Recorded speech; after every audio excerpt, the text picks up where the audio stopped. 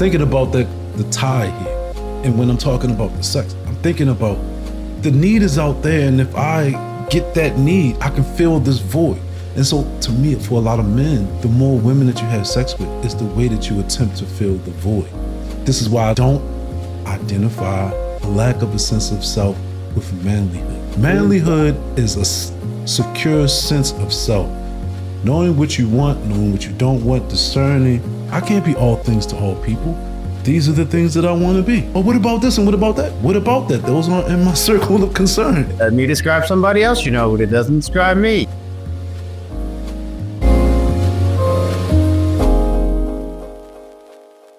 I saw Pew Research recently when they were saying like Republican men overwhelmingly identify themselves as masculine, manly men over Democratic left-leaning men. Like left-leaning men are not into the whole masculine, manly man context, blah, blah, blah. I imagine so. I can imagine. It is not rewarded. Why would they do that? It's not rewarded, but then, man, this can go a whole bunch of different places. Because to me, what's the good Don Juan men, in my opinion, who are not masculine, but are very successful, or who have the capability or the possibility of being very successful with women. Mm-hmm. But to me, it's just like what Kevin Samuels was saying. It's like you can't fuck your way to masculinity. You can't fuck your way to be a man. How that works. Anyway, yes, it's funny to see a cultural standard versus an actual standard. They're like, well, men admire this thing because these people have received the attention and the accolades they want. I'm like, yes, but that didn't actually change their character. They're not better people. They're not able to do more things. And doing these other things is the reason why we make other men leaders of men. That's what we judge masculinity on, is the things you do. You have to be capable, competent, more capable actually. Otherwise you can't be in charge. Agree to it. Yes. I think there's nothing wrong with what you're saying. I think my mind probably floated. That's probably what just happened. I was thinking about something else. I was thinking about the tie here. And when I'm talking about the sex, I'm thinking about when I was talking about environmentalists, like, oh, the need is out there, and if I get that need, I can fill this void.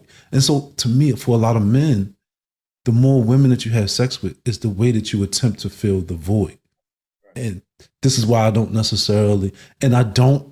identify a lack of a sense of self with manlyhood.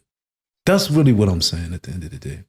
Manlyhood is a secure sense of self. Knowing what you want, knowing what you don't want, discerning. I can't be all things to all people. These are the things that I want to be. How I want to be these things. Oh, what about this and what about that? What about that? Those aren't in my circle of concern. Let me describe somebody else, but it doesn't describe me. That's okay. I've made my peace that this is where I'm at. This is where I live. And to me, you find so many people who are always, it's like, oh, it's a need out there. I can be this and I can be that.